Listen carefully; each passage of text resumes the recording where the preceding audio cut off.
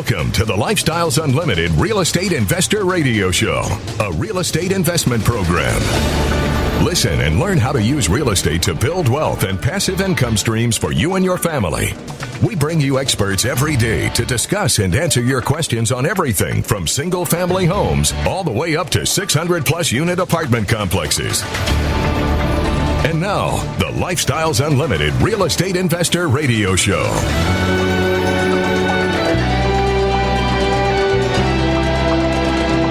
Welcome to the show. My name is Al Gordon, and as always, I'm working on your financial freedom. But on today's show, I'm a little bit more sober than that today. On today's show, I'm emotional. I am very emotional today. And here's why. Like you, I've been turning on the TV, and I've been seeing what's going on in the world. And I'm not talking about inflation. I'm not talking about the stuff I usually complain about on this show. What I'm talking about is what is going on in Eastern Europe. You know about it. I know about it. I don't think it's right. I'm confident you don't think it's right, but we feel a little powerless, don't we? We feel powerless to be able to go out and help people that we think we need to help. You feel that way, don't you? I know I feel that way. I'll tell you what, I'm choking back the tears right now. And here's why. I've been looking at a picture that I posed for about 10 years ago. This was the second time that I had gone into the nation of Ukraine as a United States soldier. And I was there specifically at the behest of the United States State Department. I was there with another guy who was my right-hand guy, and we went specifically into Ukraine to teach them some things militarily that they weren't doing. Exactly. And you're probably thinking, okay, so what is it the Ukrainians were doing that you went and taught them that maybe that's becoming a combat multiplier on the battlefield today? We taught them two things. The first thing we taught them was the value of your team. Yeah, your team. The same thing that I tell you about on this radio show day in and day out. You have to have a solid team to be a real estate investor. Don't be the guy that is one-stop shopping, that does everything. You know, Dick Van Dyke's one-man band, remember that? Don't be that guy. That's not effective. That is definitely not effective. The way for you to be effective as a real estate investor is to build a team. And 10 years ago, I went to Ukraine specifically with that mission. I went to Ukraine specifically with the mission to help the Ukrainian military build their team. So what do you suppose I went there with? The knowledge that I brought that, in Al's opinion, might have helped the Ukrainians transform their military to become the better fighters that they are today. The Ukrainians were never like the best fighters in the world, but I'm watching them on TV going toe-to-toe with the Russians, and they're holding their ground. Now, there are a lot of military experts out there that would say that advance should not have been repelled. The Russians should have just rolled right across the Ukrainian defenses and rolled right into their cities. But that didn't happen, did it? No, as a matter of fact, the Ukrainians resisted. And I think the one thing that became a combat multiplier for them, that I was specifically there to teach them, was how to make their team even more effective than it was. Now, I didn't go there with a bunch of weapon systems. I didn't go there with RPGs and javelin missiles. I didn't take any of that stuff with me. What I did take was a couple bottles of California wine with me because I thought that was a good gesture to present to my counterparts that received me there. Yeah, and they gave me some really excellent vodka in exchange, which, by the way, the Czechoslovakian government seized from my luggage when I went through their checkpoint on the way back home. But that's a different story. So you want to know what I taught the Ukrainians. You want to know what wisdom that I imparted to them that, in Al's opinion, makes them a more comprehensive fighting machine. Well, what I taught them was how to place value on your soldiers. I taught them that within the ranks of their Army, of their Navy, of their Air Force, they have highly capable and competent people in those ranks. But the way they're organized now, you never get the opportunity to develop that talent. As a matter of fact, you don't even get the opportunity to identify that talent, because the way you do military is the way the Russians did military for many, many years. Yeah. And you didn't know that, did you? You didn't know that Ukraine at one time was part of Mother Russia. You didn't know that, did you? Yeah, see, Ukraine is one of these nations that came about when the Soviet Union kind of crumbled. Yeah, back when President Reagan said, Mr. Gorbachev, tear down this wall. And I'll tell you what, Reagan helped them tear down that wall, which created a lot of countries that had been essentially occupied by Russia into new nations, re-emerging nations. Now, they're really not new nations. They've always were nations. They were more like an occupied nation, right? They were governed by Mother Russia. And now all of a sudden they're not.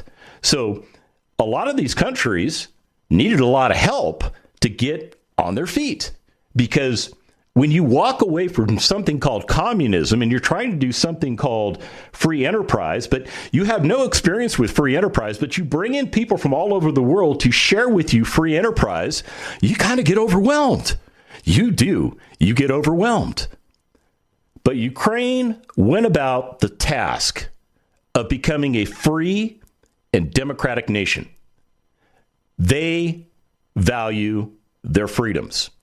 I know this firsthand because I've actually been in Ukraine. I mentioned that earlier a couple of times. I was there when I probably wasn't supposed to be there, but I was there anyway, helping them to solidify their freedoms. Yeah. Now, I'm not going to take any credit for anything. No, I take absolutely zero credit. I was just a part of the team. Yes, I was a part of a different team that was sent in to help that team. And the team that I went in there to help them develop, it's called the Noncommissioned Officer Corps, the greatest combat multiplier in the world. When we come back, I'm going to explain how all that works. Stick around. Welcome back to the show. All right, so I'm looking at a picture of me about, 10 years ago in a military uniform. I actually looked pretty good. For a guy in his 40s, I actually looked pretty good back there. Actually, it was like 10 years ago, I was at late 40s. So I even look better. How's that sound? But in this picture that I'm looking at, not only am I standing there, United States Army soldier, one of my non-commissioned officers that I served with proudly, his name is Sergeant First Class George Salinas. Now he's a master sergeant. I think he's under consideration for promotion to sergeant major, because that's just the way George is. He's that good as a non-commissioned officer. He deserves to be a sergeant major. I mean, I saw that talent in him when he was a sergeant first class. That's part of the reason I handpicked him to go with me over to Ukraine to teach them something that they didn't know, something that was going to help them develop their team, something that would hopefully become a combat multiplier for them, so that if, God forbid, in the future, they were put into a situation where they had to either defend their country or do something else, kind of like what they're doing right now, that they would be much better at it than they were before George and I got there. So here's what we did. I'll just tell you what the mission is, because it was classified back when I did it, but it's 10 years old. If the State Department wants to give me a call and ask me why I'm talking about this stuff over the air, I'll be more than happy to go in their little closed room and tell them all the truth. It is what it is. I don't think anything I'm sharing with you right now is classified. I absolutely don't believe any of this is classified. This is actually United States Army Doctrine 101.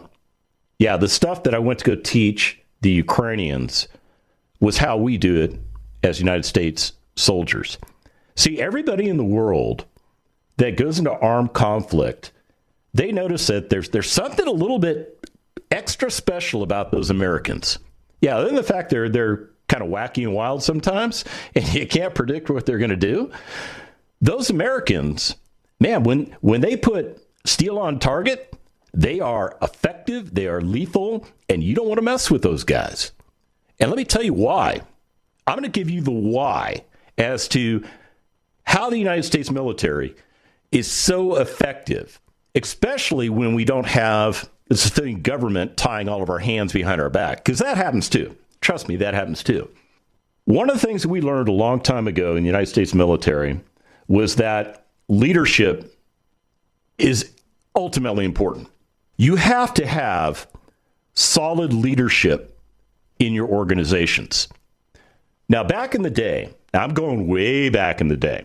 Okay, back in the day, like prior to the Civil War, we're going way, way back. Okay, we're actually going back to Revolutionary War times. The American military was organized into essentially two classes. You had the officer class, and you had the enlisted man or member class. The officer class was normally the aristocracy, the folks that had some more money, the people that could buy a commission. You know, they could say, "Hey, Congress, I've got $100,000 that I will give to the war chest. Why don't you make me a colonel, and then I will go out and find a bunch of guys to go fight for me." That's kind of how it worked way back in the day. I'm serious. That's not how we do it now, but that's how it was back in the day. So you had an element that was focused on leadership, that had command and control authority, and then you had everybody else that did what those other people told them to do. Now, here's one of the problems that happens. If I was, let's say I was a colonel 150 years ago, and I'd gone to Congress and I'd bought myself essentially a military unit, because that's kind of how it worked. I would have all of these people eventually that I would recruit into my unit. And all of these people would do exactly what I told them to do. Because now that they are conscripted, now that they are members of the military law applies, and I actually have a whole lot more control over them than I did when they were just mere civilians. But there's an even bigger problem. Think about it. A colonel probably had some captains working for him. I mean, that's really the way it worked out. If you were a colonel, you found yourself some guys to be some majors. You had some captains. You had some lieutenants. That was your organizational command and control sphere of influence. But let's say you had 500 or 1,000 people under your command. That's a lot of people for, say, a handful of people to command and control. One of the things that we figured out along the way was that there were enlisted soldiers that actually had a lot of brains. A lot of brains. I didn't mean that facetiously. It probably came out really like a jab, and it wasn't intended to be a jab. What it was a recognition by the officer corps that there were people in that enlisted corps that actually knew what the heck they were doing. And as a matter of fact, if you gave them some authority, and you supported that authority, and you gave them a mission and told them to lead that mission, they would lead that mission. And they'd probably get a better result than you would have gotten had you led that mission. And the non-commissioned officer corps, it was born. See, that's the one thing that we have in the United States military that most militaries around the world don't have. Now, a lot of our NATO partners, they got it because we've gone over there and we've taught them this stuff. I mean, they're NATO partners. That's part of the rules, right? But when you have a place like Ukraine, a former Soviet bloc entity that is trying to emerge from the Soviet bloc, and they gave up their nukes as a goodwill gesture to the free world that they wanted to be on the other side of the fence. And now they're in this terrible predicament where Article 5 doesn't apply because they're not a NATO member. Therefore, guys like me and all of my allies, we can't go in there and do anything about it unless, of course, the Russians are dumb enough to cross NATO lines, and the Russians are not dumb enough to do that. What the Russians are doing is they're trying to reassemble Mother Russia. That's what Putin wants. Trust me. I've studied it. Every general you see on TV, they've studied it. We know what's going on. We know what's going on in Putin's head. We can't change it, but we know what's going on. But Putin, he still organizes his militaries the old way. The way where you have officers And then you have a bunch of enlisted people that do the work and no command and control element in between. Now, this is what I think the Ukrainians have done. I think they took heart. I think they took heart to the information that George and I took to them over 10 years ago. See, when we showed up, we presented them with a concept that was, we might as well have been explaining how electricity works to a caveman. Yeah, that was kind of their approach because they had never, ever had non-commissioned officers. Now, they had the ranks. They had people wearing the rank, but the people wearing the rank didn't have the same kind of authority that a non-commissioned officer has in the United States military. We come back from the break. I'm going to tell you about George choking me out in front of a bunch of Ukrainians. That's a good story. Stick around. Welcome back to the show. All right, if you're a military service member, you know that what I'm about ready to tell you is the God's honest truth, especially if you've gone through combatives training. So when you do combatives training, the intent of combatives training is to teach you how to dispatch the enemy in hand-to-hand combat without necessarily being lethal. Yeah, the idea is you get them in your grasp, you control them, you choke them out. Essentially, you cause them to pass out, and when they pass out, their body goes limp. If you've never choked anybody out, you don't know what I'm talking about. But if you have, you know exactly what I'm talking about, right? That moment where all of a sudden you got resistance, then boom, nothing, right? Okay, that's how you know you've choked somebody out. But in the way we do it in the military, the way we're supposed, let me just qualify that. The way we're supposed to do it in the military is if you're being choked out by another member who's wrestling with you, essentially doing combatives training with, it's a one-on-one thing. It's man on man or woman on woman or man on woman or whoever the two people are. Okay. So the thing is, if I'm choking you out and you know you're getting ready to go out, what you're supposed to do is you're supposed to just tap me. And that tap signifies, okay, this guy's going out. Release. Don't actually make the guy pass out. Release. Okay. That's the standard by how we train. But here's the problem I had with that standard when I was training soldiers. And I know this firsthand because I had a lot of soldiers that used hand-to-hand combat in the effects of war.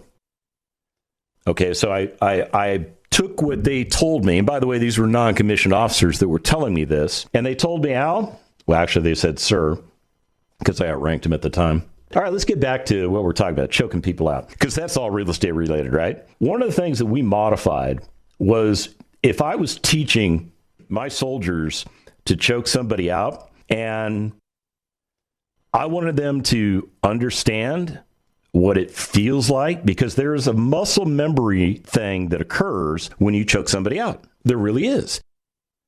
And you cannot replicate the same feeling as a body that's giving you 150% resistance going to 0% resistance in a heartbeat versus, and even if they're faking it, I mean, you can't fake being choked out. You can't fake being knocked out. There's a total difference. Trust me on this. Anyway, so that was my point, though.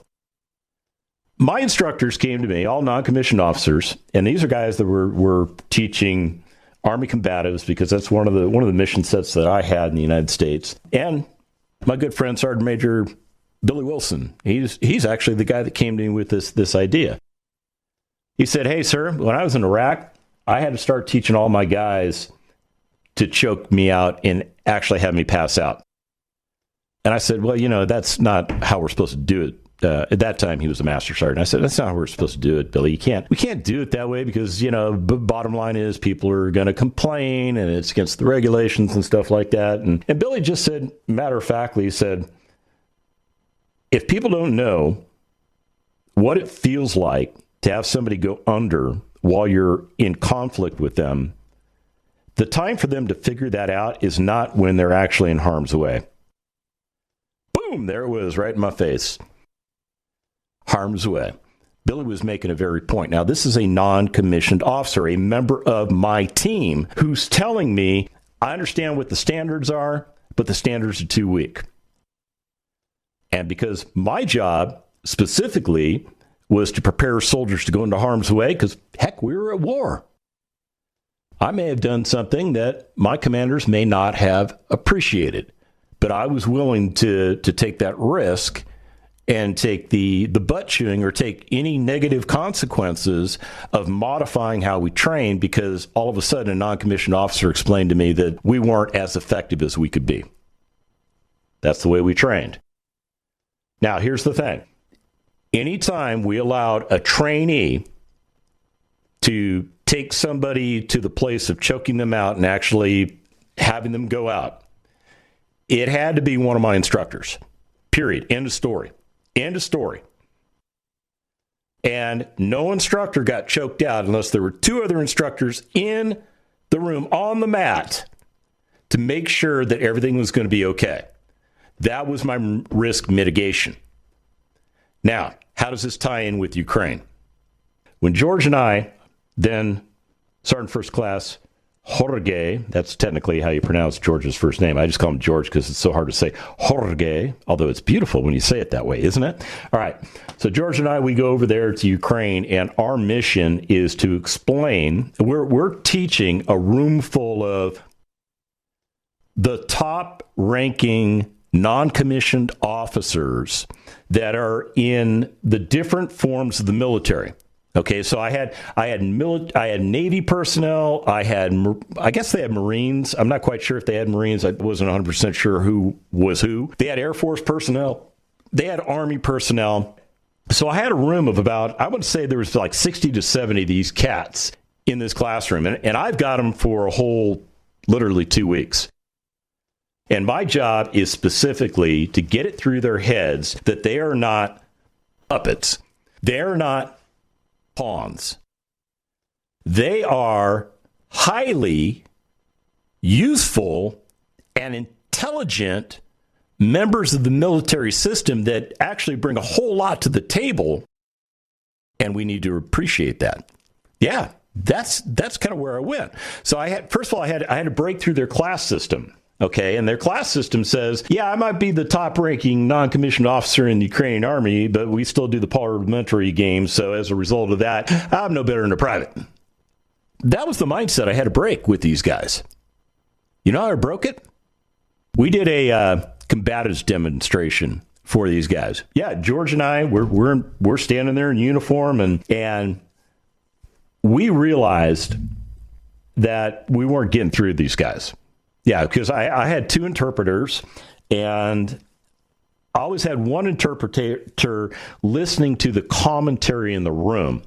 Okay, and then when we take breaks, I'd have her kind of give me a feedback as, okay, what are you hearing in the room? Because I want to hear the dissenting voices, which I heard, but I couldn't understand because I don't speak Russian, I don't speak Ukrainian or any of the other languages that might have been floated around in the room. And one of the things that I figured out was that these non-commissioned officers, they weren't buying it. They weren't buying what I had to sell because they couldn't understand how, first of all, a non-commissioned officer could be as bold as we were telling them they could be without getting in severe trouble. Yeah, you heard me correct. Severe trouble. Because they weren't necessarily allowed to voice their opinion. Yeah, well, they could voice their opinion, but they weren't allowed to do certain things because the officer had all the power. So George and I looked at each other, and George said, hey, sir. I said, what do you want, George? He says, I'm going to choke you out. I go, what? What do you mean you're going to choke me out? He goes, sir, the only way these guys are going to understand that you're a human being is if I choke you out. And I said, all right, let's do it. So we went ahead and we transitioned into a seminar on kind of like hand-to-hand fighting. And George was explaining some of the different basic positions that you want to move into when you get into hand-to-hand combat so that you can take control over the enemy. So he was demonstrating a particular choke, and he got me in the position, and I could feel him bearing down on my neck. Now, normally I would tap, but I didn't tap. I went out. I went down. Now, George, he knew exactly what happened. And even though I didn't have two other Army instructors in there making sure I was okay, I was in the hands of somebody that I had routinely placed my life. So I didn't have a problem with this. We come back from the break. I'm going to tell you what happened. Stick around. Welcome back to the show. All right, so here we are. We're in Ukraine. I got Sergeant First Class, now Master Sergeant Jorge Salinas. I just call him George. So George has got me in a chokehold. He's bearing down on me. I'm trying to resist. I am, but he's got me in a position I can't get out of. And I'm starting to feel the darkness come over me. Now, at that point, I'm supposed to tap him, and I'm supposed to let him know, okay, man, don't actually have me pass out. Because I guess there's some medical concerns when that sort of stuff happens. So all you doctors out there, I am not recommending anybody do this to each other. Okay, we were trained professionals. So that's what I'm explaining to you is what trained professionals were doing. All right, so let's get back to me getting choked out. So I'm going out. I feel the darkness come over me, and I went out. Next thing I know, I wake up, and George he's kind of got me cradled a little bit. I mean, kind of like a baby. He kind of has me cradled like a baby. Yeah, and I'm looking up, and all I see are all these Ukrainian military men standing around looking at George and I. And you want to know what the interpreter told me later? They were so concerned that George had killed me, they were actually plotting ways to hide George so that the officials wouldn't come get him, because that's the number one no-no in the Ukrainian military back then 10 years ago. You do not do anything to an officer. You do not put your hands on the officer. You don't do anything. The officer is God, right? That's kind of the way the officers are treated in the Ukrainian military. Well, at least 10 years ago. And that's what I was there to show them. I'm a human being. I was willing to allow my fellow soldier to put me out, to demonstrate a point to other members of the military that I wasn't concerned. George has always had my back. The entire time that I served with him, he always had my back, and I always had his back. That's what a team is all about.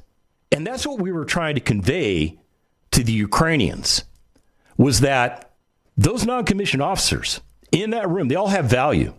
They need to start recognizing that they have value, and they need to start drawing a line in the sand with their leadership, and they need to start communicating with them. And conversely, we were telling the officer corps, because I actually had time with the officer corps, and I would just rake them over the coals. Okay, not in a bad way, but what I would explain to them was that they have this beautiful thing, this capability that's at their fingertips. They're not using it. I think today that one of the reasons that the Ukrainian military has been so successful repelling the Russian forces is that I think they actually took the information that we took to them to heart. Because the Ukrainian military, as I knew it when I went in there, should not have lasted this long. Now, they should have folded. And it doesn't matter how much aid and arms and munitions and stuff you send to them. They're only as effective as they can be based on their actual level of effectiveness. But because we introduced something called a non-commissioned officer corps to them, we taught them how to do it.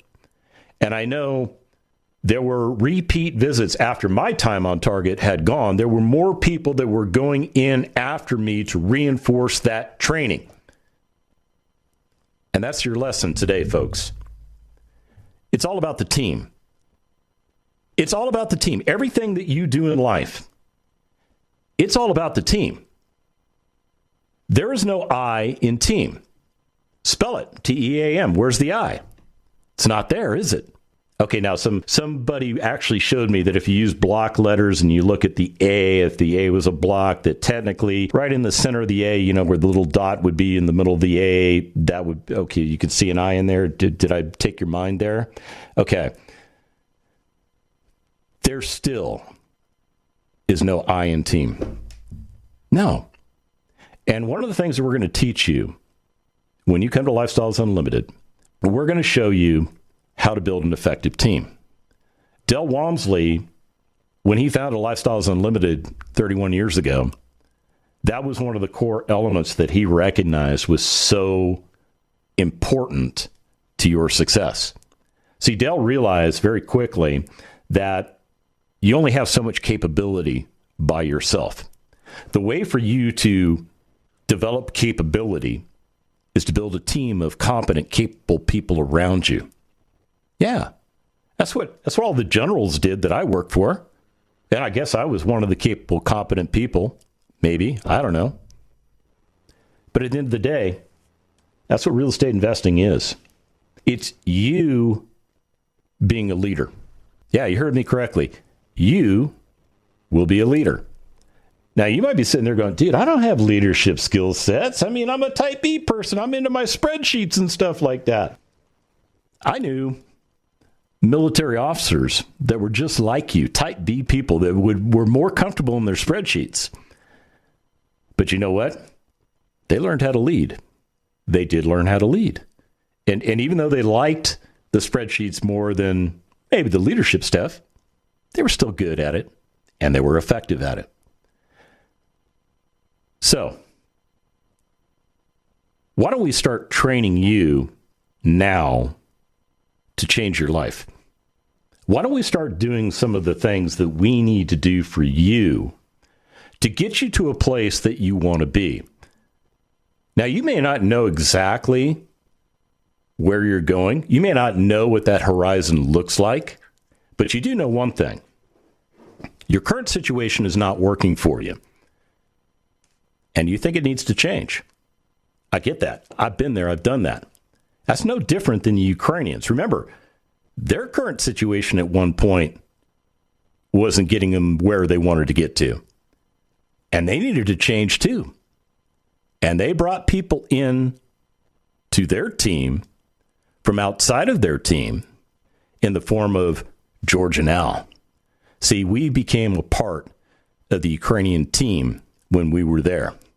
Now, we were not NATO allies. No, not by any stretch of the imagination. But we were on that team. We were there to make that team more effective. And you can do it too. We'll show you how. Now, I will admit, it starts with education.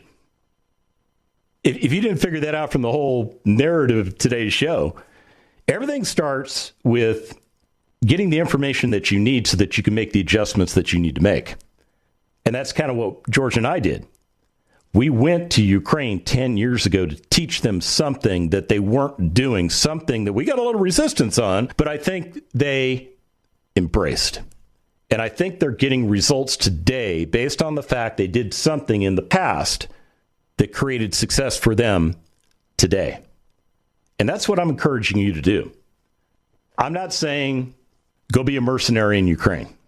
Now, there are some people that would be very good at that job. I actually know some of those people, and I think some of them are actually on their way over there right now. That's not where I'm going. You're either happy with the direction of your life or you're not. It's as simple as that. If you're happy, all is well. If you're not happy, well then, Houston, we have a problem. If you're not happy, you need to figure out why you're not happy. What is it that is causing your unhappiness? And in many cases, unhappiness usually comes with the knowledge that you've been trading time for money for so many years and you're not getting to where you thought you were going to get to. And maybe you've made it about halfway through your lifespan and you're nowhere closer to what you thought was going to be a very lucrative or very successful career. You just feel like you're churning. Or maybe you're like me and you had a significant financial catastrophe that occurred to you, and all of a sudden financially you're just melting down, you're just bleeding money, and you realize that that's got to stop. Well, I'm here to tell you, when you join Lifestyles Unlimited, you're going to be joining a whole bunch of people that have been there, done that, got the t-shirt. I could probably count the number of Lifestyles Unlimited members that I've actually met that invested, that came to Lifestyles for the education and the networking and the mentorship and all that stuff, that didn't have a significant financial meltdown or some other problem that caused them to take action. So if that's happened to you, you're going to be joining a whole bunch of people that have taken that corrective action. And if you're ready to get started, go to lifestylesunlimitedworkshop.com. Get signed up for a free workshop and let's get you programmed into success in the future. Del Walmsley on how to live the lifestyle. If you have a deal that loses 20%, you have a deal that makes and loses nothing, and you have another deal that earns 20% and another deal that earns 100%. Do you want to put $1 in each one of those? No. What you want to do is figure out which one makes 100% and put all your money there. You might diversify a little bit into the 20 percentile, profitable deal, but you don't put your money in something that earns nothing, and you don't put your money in something that loses money. You just don't do it. And they said, but you don't know what will and won't go up and down. And that's the whole point. Your financial planner is an idiot. He doesn't know what he's talking about. I do. And so I'm not going to listen to people that are stupid and put my money where stupid people put their money.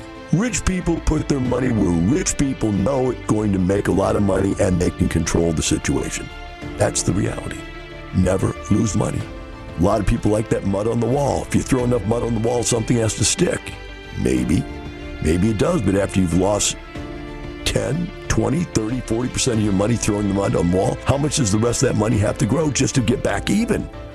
Well, if you've lost 50% of everything you earn, you have to earn 100% on that next deal to get back to even. You haven't made any money yet. You got to get back to even.